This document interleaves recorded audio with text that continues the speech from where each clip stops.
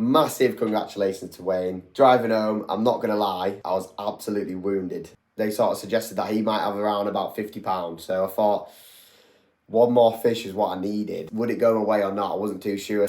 The £15,000 Parkdean Masters Final was just a few days ago, and I'm back home to talk you through how it all went. I'm going to be showing some match footage, some live match footage. I had the GoPro running throughout, same as me and Brad Lucas did on the festival, sort of showing each day, and I'm going to talk through my match, talk through the emotions, talk through, how the day went, and obviously you might see by the title, I didn't win, and it was very, very close. So, going to give a little run through. Hopefully you enjoy a little bit of a live match chat, something a little bit different for the channel. And yes, let's get into it. Parkdean Masters Final, massively prestigious event. One of the biggest sort of finals there is. A pleasure to be part of it. You have to qualify for it from the Preston Innovations White Acres Festival, which is the week prior down at White Acres in October. Big festival, get a great attendance, 120 anglers I think, which is a mega festival really. Some of the best anglers in the country get head down there, fish all the different lakes at White Acres, and it's just a brilliant week really. So everyone's focus is trying to get in the final. That's what we tried to do, and thankfully we made it. So I ended up 13th in the festival, but all that's covered in the last video. Me and Brad Lucas did together, covering each day. So if you want to find out more about how I got on, and Brad, how we both got on in the festival, go and check that out.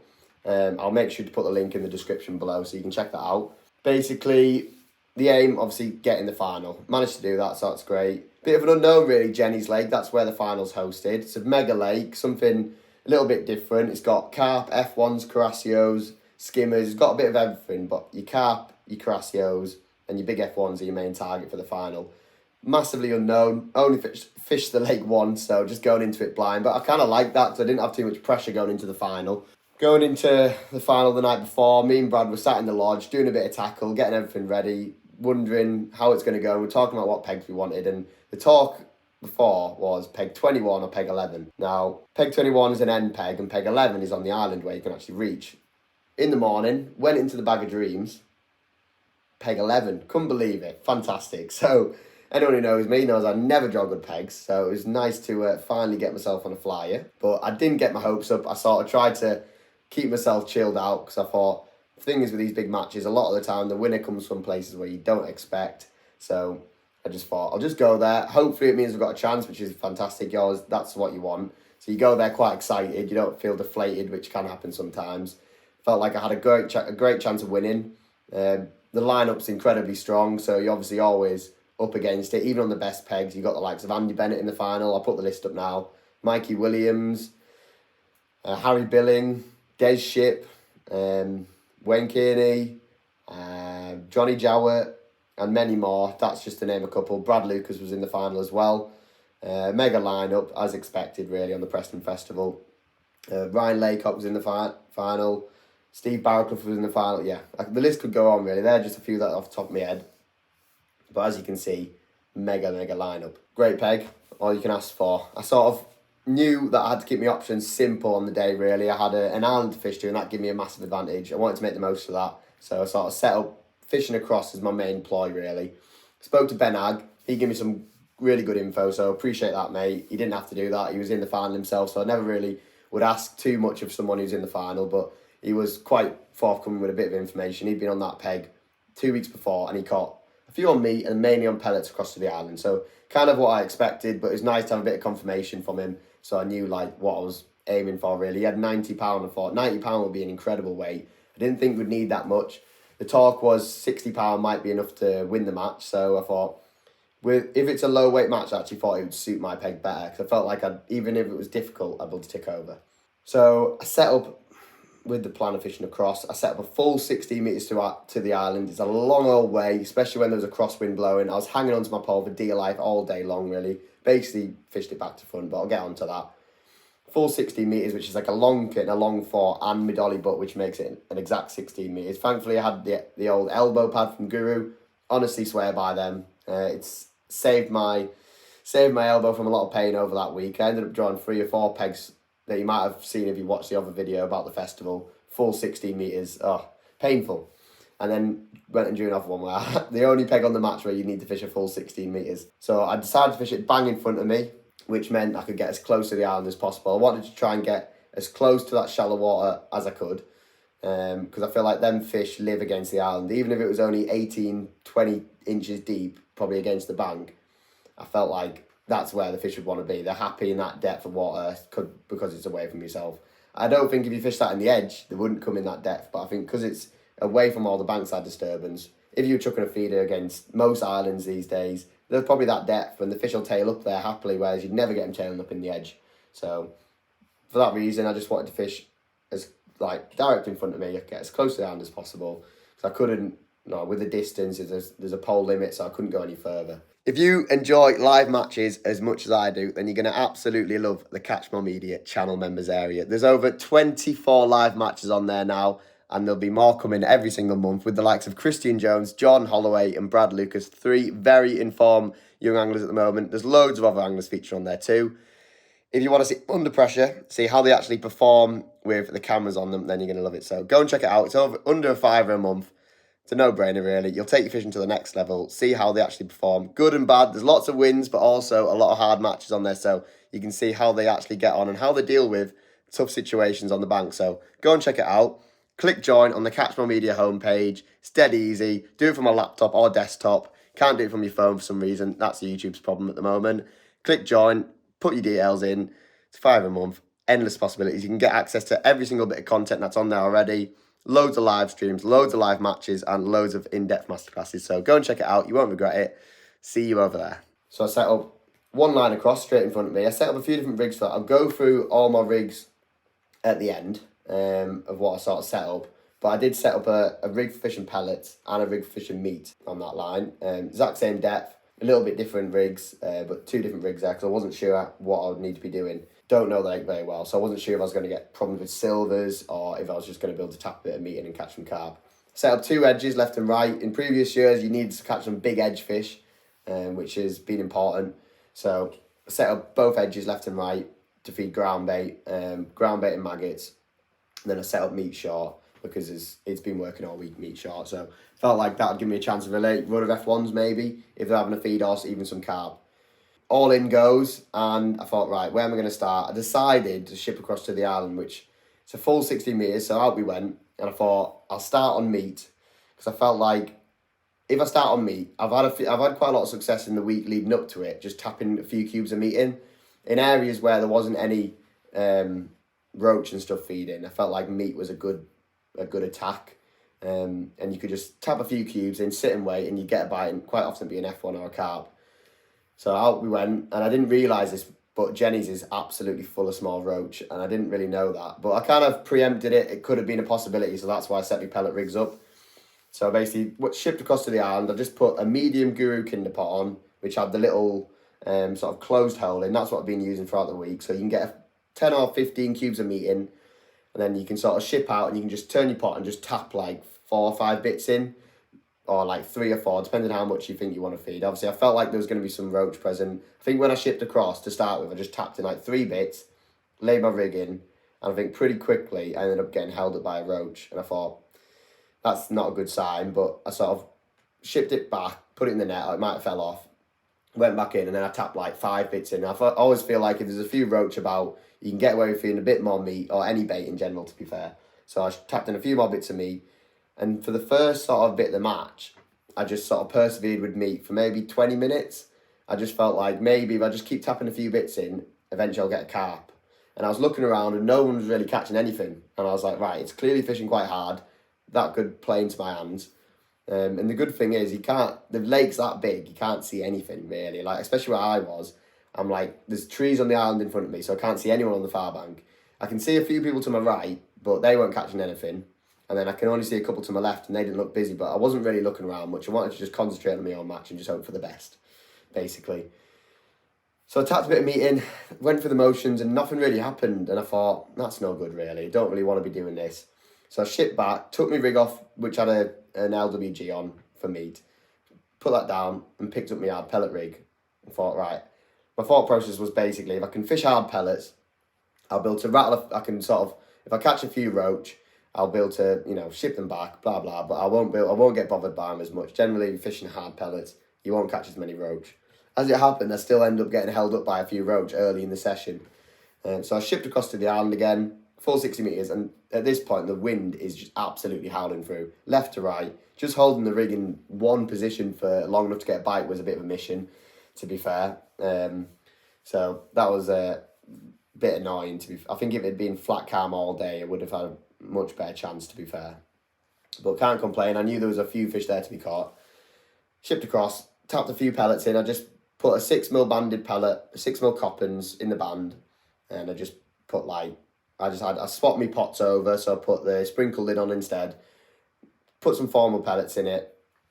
Went across and sprinkled some formal pellets in. I just felt like I didn't want to feed 6mm because I felt like that would be too selective. I knew there was quite a lot of F1s in there and Crassios, so I thought if I can just tap some 4s in, make a bit more noise, it's a bit more bait, so then hopefully it'll attract a bit of everything in. Even if there's an odd roach coming in the peg, I can sort of catch a few of them, and hopefully that'll bring in an odd F1, some small Crassios, and the likes. And obviously you're still going to catch some carp. And I did choose to put a 6mm coppins in the band just as a bit of a standout.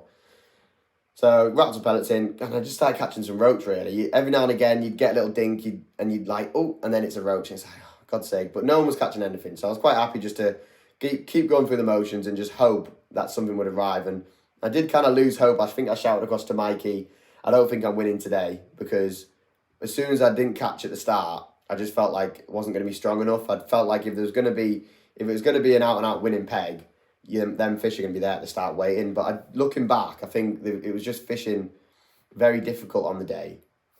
And them fishers weren't feeding anywhere at the start of the match. So there probably was a few there, they just weren't really feeding. So eventually I got to about an hour and a half in, and eventually it went under and I caught a little stocky, hooked into it, ran around a bit, got it back, shipped it back, got to my top kit, netted it, and it was about a pound, maybe a pound, little tiny stocky carp. And that was a nice start. No one was really caught anything. I think Mikey had maybe a pound or two. And then everyone else in the section was blanking, I think, at that point. And you're fishing for a grand, so I thought, me and Brad both agreed the night before, let's go and just fish for our grand, try and win a grand to pay for the week, which would be lovely, and anything else be a bonus. So really, I was just like, right, let's try and win the section, and anything else is fantastic. Obviously, if you're fishing to win the section, you're going to be fishing to win the match anyway. So similar game plan, no difference. So I was quite happy just to think, right, hopefully we'll start getting a bite. Went in again, more roach. And then eventually I got another one, little stocky. And that was the story of the day, really. Ended up getting a little bit better throughout the day. So round about the midway stage of the match, things took a little bit of a change. I started getting less bites off roach, which was nice. And I felt like when that happens, you know there's just more carp coming and having a look in the area. I did hook one at one point, a small stocky. You can tell when they're stockies, and it sort of ran around and done me in the bank. And I don't know how big it was, whether it would have been enough. I don't think so, truthfully. It didn't feel like a big fish. It felt like one of the sort of pound stockies which I'd had previously. So that was a bit frustrating when that one came off. But never mind. What I actually did, I started on 0.15 across. And I felt like that was going to be the nice in-between, an 0.15 hook length to a 16 Super LWG. And I felt like that would be a nice in-between to hopefully not lose any big fish that I land, but also not miss out on any bites of F1s. But when that happened, I made the decision to come back, bite my hook length off. Well, it was already shredded in two, because when I hooked this little tiny carp, went in the bank, little bugger. So I come back, bit the rest of my hook length off, and put 0.17 hook length on, still to a 16s. And I just felt like it was going to be an hard day, and it was a lesson I'd learned throughout the festival, really. On these tough days in your section, when you're only fishing for 40, 50 pound, them sort of 6, 7, 8 pound carp, which can run off and bust you, you need to get them in your net. And it's a big lesson that I've learned over the last sort of few months and years, really. Like, don't lose fish. I'd rather maybe get a few less bites, but when you do get one, you can get it in your net. So I come back, put a new hook length on, shipped out. So funny, sort of tapped my pellets in, and as I was laying my rig in, I'm not sure if I looked round, I can't quite remember. Next thing I know, poles ripped out my hand into the leg. I was like, oh, I must have foul up to one. I was like, for God's sake, I foul up to one on the way down. And then I was like, it kind of plodded away, and I was thinking, I think that's a carp in the mouth. And it sort of plodded away, and I thought, I think that's in the mouth. And I was like, thank God I put that stronger hook length on. I was fishing with grey hydro, so I felt like I had strong enough elastic on to deal with it. Not too strong because I was catching a few little stockies, and I just took my time with it. I thought, if this is a big carp in the mouth, it could be a real game changer, really. It was my first proper decent sized fish of the day. I think I'd had a couple of small stockies before then. Managed to get this carp in, so I shipped it back, played it quite timidly. No one was catching anything. I knew if I landed this, it put me like 6 or 7 pound ahead in the section, really. So I really wanted to get it in. Took my time, played it. Luckily, lifted up, managed to scoop it first time. I was like, yes, fantastic. Got it up. It's probably 6 or 7 pound carp. Maybe even 8. It was a big fish, and I was like, that's mega. Don't know how I managed to hook that, which just shows how you get a little bit of luck in these finals. Didn't even see a bite, and I caught one. So that was a lovely start. Went back across, tapped a few more pellets in, and it was never fast and furious. I never had any mega good runs, but I ended up catching an odd fish. I think I went across, had another carp, hooked it, got it in nice and easily, about 4 or 5 pound. And that was the start of the day. I just kept ticking over across. I was throwing a few cubes of meat in short, and then about 2 hours to go, it's only a 4-hour match actually, so about 90 minutes to go, I did pop both my edges with 200mm ground bait. And then for the next sort of 20 minutes after that, I kept potting 200mm. So if I seen people go down the edges, I could go down, follow suit. Didn't want to be left without that sort of option. Didn't expect it to work. It was fishing rock hard. Didn't feel like anything was going to come in the edge. And I didn't actually end up having a look because I just felt like no one else had caught anything. I didn't feel like my peg was better. I actually thought my peg looked worse for catching the edges because there wasn't as much open water. Felt like all the fish would be against the island. So I ended up just getting an odd bite throughout the sort of second half of the match, just tapping in sort of 10 pellets across, catching small carp, a couple F1s, and I think I had like maybe 10 roach or something in between, but their roach were much less of a problem than they were at the start of the match. And then within the last half an hour, I felt like I was really in with a chance of winning. Someone shouted up, probably with an hour to go, I felt like I had a really good chance of winning. I didn't really think so for the most of the day, but because I was catching carp, I kind of put a weight together really quickly. It was like, I went from catching it was like 8 pound, then I've got 12 pound, and then suddenly I've got 17 pound, and then 20 pound, 25 pound, and then I'm thinking I've probably got 30 or maybe 40 pound in my net here. This could be quite good.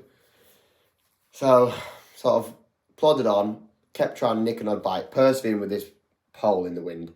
And then, sadly, in the last half an hour, I didn't actually get another bite across, which was very frustrating. It just felt like it just petered away. Whether I ran out of fish or what, I don't know. I did have a little look short with 5 minutes to go, praying it would go under. With 10 minutes to go, basically, I'd come off my long line and dropped in short. And I felt like if I just sit short here for 5 minutes, pray for a big F1, I just sat there, see it, because there's an odd bubble coming up, and Mikey Williams had nailed 1 or 2 maybe on the short line by then. I was like, if there's one there, I might be able to get one. And maybe luck had been on my side, I might have caught one, but I didn't. But I felt like, nevertheless, I wanted to give that long line a little rest. So then I shipped back out long for the last 5 minutes, thinking a little rest, maybe I can nick one more carp. That's all I needed. One more carp, I felt like would be enough. Because someone shouted up like £30 was winning when I had about £30, and I thought, I don't think they're talking about me, because no one really thought I was catching because I just caught an odd big fish. So I felt like I was neck and neck with whoever they were talking about. I didn't actually know during the match. And then the hooter went, and I didn't get another bite. So that was the all out. I felt like I'd fished a decent match, really. Looking back, before I talk about the result, really, one thing that was in my head a lot of the time was whether I should be potting ground bait across. It got to when pellets started to peter out, I kind of felt like if I'd put 200mm ground bait maybe across on the where I was fishing, which was about 23 inches. It was about an inch shallower than 2 foot, which was a nice depth to catch in. But I felt like potting ground bait there could have been good, but there was just something in my mind stopping me doing it. I felt like, look, in hindsight, can't really justify doing it because no one was catching anything. I was getting an odd bite, and all I needed was a couple more fish. And I felt like if I potted ground bait on it, and it attracted loads of roach, or it just made it worse, and I foul hooked one or something, or maybe I didn't catch another fish, I might have blamed it on the ground bait.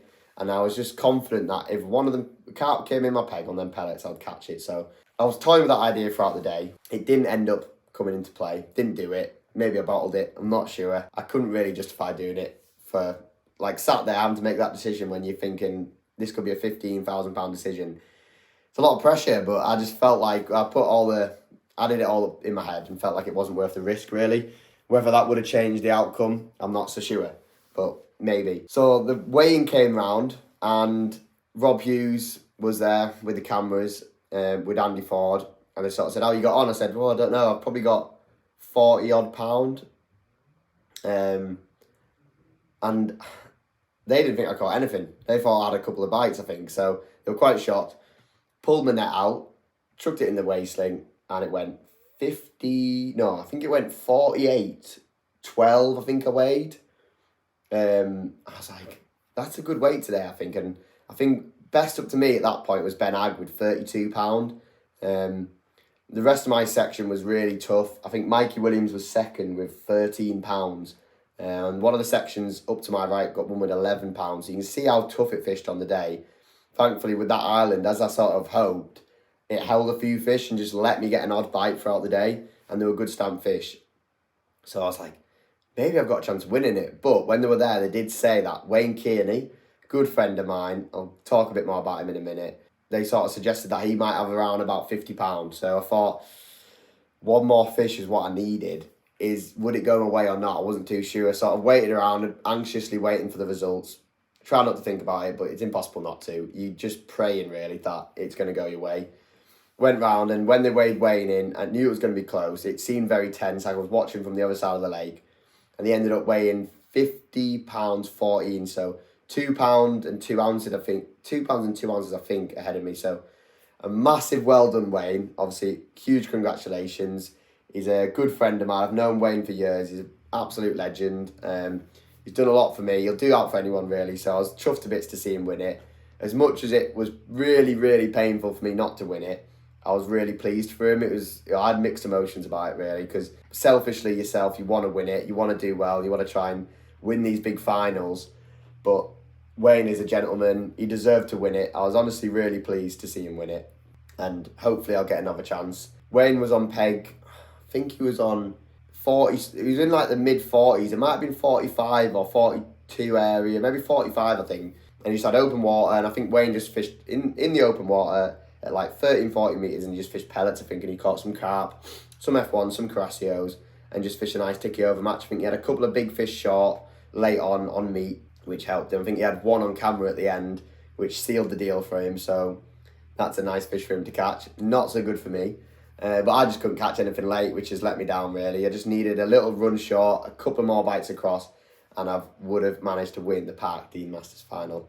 But massive congratulations to Wayne. Round of applause. Very good. Great achievement. And that's sort of, in that field of anglers, it's mega. But driving home, I'm not going to lie, I'll be brutally honest, I was absolutely wounded. Heartbroken, to be honest, because you want to do well in these finals. That is the truth of it. I'm not just going to sit here and just like talk rubbish and say, oh, I wasn't bothered, I didn't let it get to me or whatever, because it is gutting, really, when you miss out by such a small margin. I think anyone who was there that's seeing me afterwards, you could see how gutted I was, because I know you don't get many chances like this, and I felt like I had a mega chance of winning that final. I don't feel like I would have changed much, to be honest, looking back. I didn't feel like there was going to be any bites in the edge. I didn't feel like there was going to be bites short. I did have a look, and I didn't catch any. And I basically set up my match around fishing across down that one line, which felt giving me my best chance of catching. Maybe if I'd spent a bit more time short between fishing across, I might have had a couple, but no one was really catching anything. I was the only man catching in anywhere I could see, and it was against the island. So maybe if I'd put some ground bait, would have changed my luck. Maybe if I'd fished a couple of lines, perhaps. But then again, I'm fishing further away from the island, which I think just defeats the point. So I would just fish one hole and went back again, rattle some pellets in. Maybe I probably could have spent the first 25 minutes on pellets instead of meat. Maybe I could have caught another fish then. And you never know, if I'd had a look in my edges, I might have caught a carp. That might have done it for me. You know, a road carp might have come in. And yeah, so not so sure. But it was a fantastic event. Really, really enjoyed it. Won my section, so that was nice. Won £1,000 for that. So it was a bit of a consolation prize, which is in the bank, which is really nice, really. You can't beat £1,000 for a 4-man section. Not quite 15 grand, but £1,000 all the same. Wayne's obviously had his 15,000 quid plonked into his bank account, so I bet he's chuffed for that. I'm sure he'll be going on all day and enjoying it.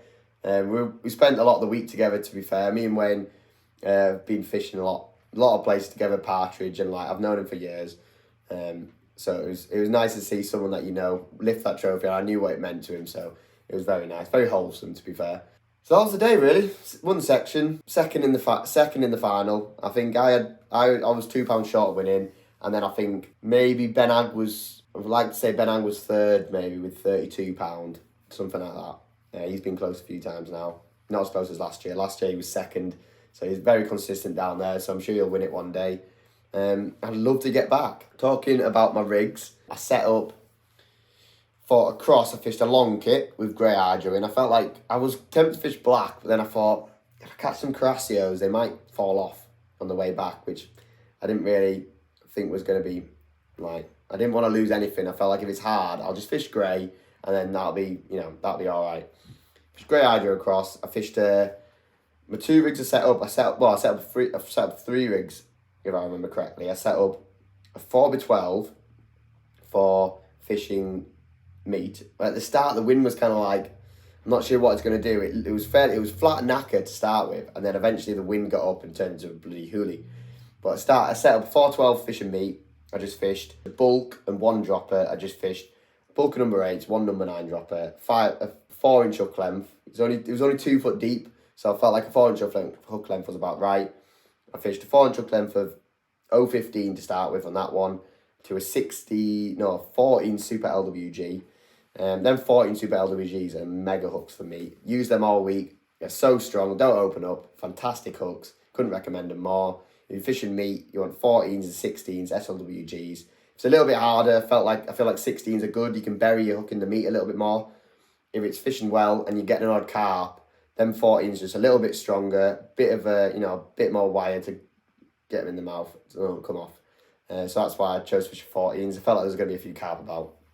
So that was my meat rig, 412s. Nice long line with a couple of back shots just to sort of give me a chance to try and hold it still in the wind. I had my back shots like over halfway towards my pole tip, so I wasn't dipping my back shots all the time and causing myself problems.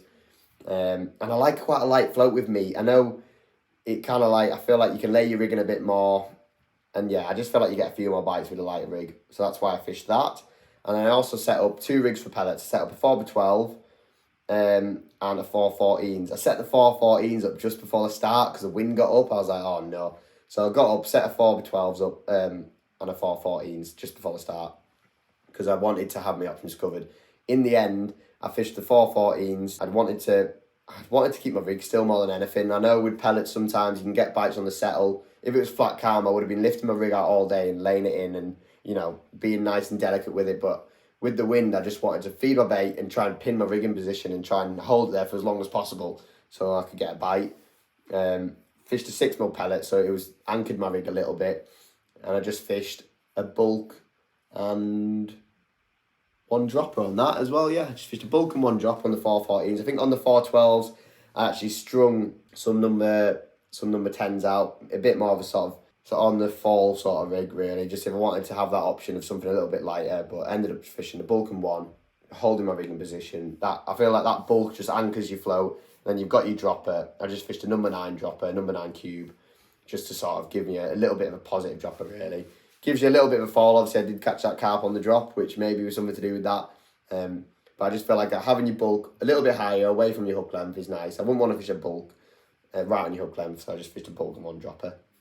16 Super LWG to 0.15 to start with, then obviously I changed to 0.17.